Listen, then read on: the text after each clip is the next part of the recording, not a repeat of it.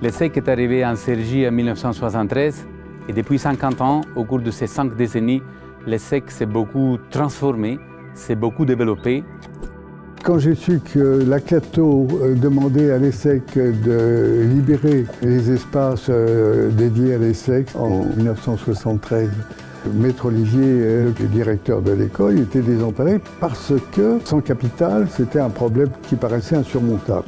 L'ESSEC est arrivée à l'Institut catholique de Paris en 1913, après avoir été fondée quelques années auparavant. Et elle a donc passé 60 ans dans les locaux qui sont actuellement rue d'Assas, les locaux que l'on voit toujours en briques rouges. Je suis allé voir Maître Olivier et je lui ai dit « Si vous venez à Cergy, dans le cœur d'une ville nouvelle, reliée par des transports rapides, à l'époque même, le projet était l'aérotrain. On mettra au centre des villes nouvelles tous les services qu'il faut et bien sûr, on aimerait qu'il y ait l'université ou des grandes écoles. Si vous venez, vous serez choyé et puis vous aurez le terrain gratuitement. » Et finalement, la décision a été prise, on va à Cergy. Et là, on nous promettait Cergy. Et c'était, je dirais, enthousiasmant.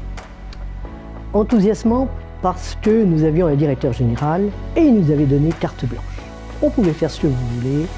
C'était la révolution pédagogique à faire sur un nouveau campus et nous avions donc imaginé le nouveau cursus de l'ESSEC. Ah, nous en étions fiers.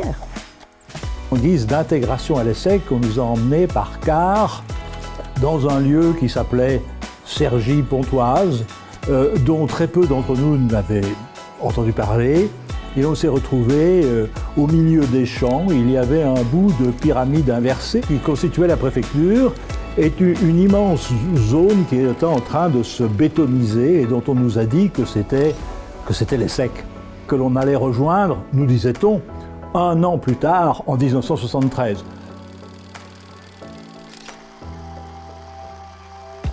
Tout ne s'est pas bien passé parce que l'aérotrain, on n'a pas eu. La mise au point du projet était longue. Cergy, c'était une école dans les champs. Alors on allait à Cergy par le train, ensuite le bus ou la marche à pied. On traversait des espaces boueux. C'était vraiment une galère. Et quand on arrivait enfin à l'école, eh bien, on pouvait s'installer. Et tout d'un coup, eh bien, en septembre 1973, on se retrouve à Cergy, le choc. Ce qui nous a surpris quand on est arrivé, c'est surtout la grandeur de l'école. L'école nous paraissait grande, immense. Imaginez-vous que nous avions chacun notre bureau, des amphis et des salles de cours équipées d'audiovisuel, un resto, bref, l'idéal pour créer un nouveau programme totalement différent de ce que nous avions connu. On avait l'impression de vraiment débarquer dans un autre monde et de découvrir finalement ce qu'était une école.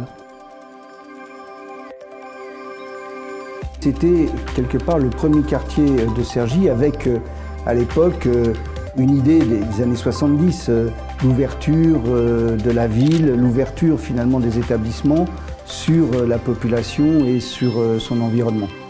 On était très présents dans cette ville nouvelle que nous essayions de faire vivre. En développant des associations qui étaient ouvertes sur la ville, à créer une vie urbaine, à créer une vie d'une ville, alors que rien n'existait. Donc ça donnait l'impression, je pense, à beaucoup de personnes de l'ESSEC de considérer qu'ils étaient un peu cette ville.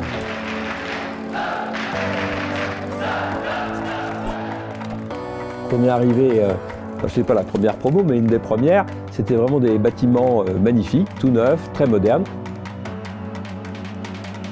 Mon principal souvenir en arrivant à l'ESSEC, c'est ce grand hall en briques qui donnait un caractère incroyable à l'école. Et puis la cafette, comme tout le monde, cette cafette où on a passé beaucoup de temps entre les cours, après les cours. Pour qu'une école vive, il faut que les gens aient des lieux communs suffisamment grands, des installations, des bibliothèques.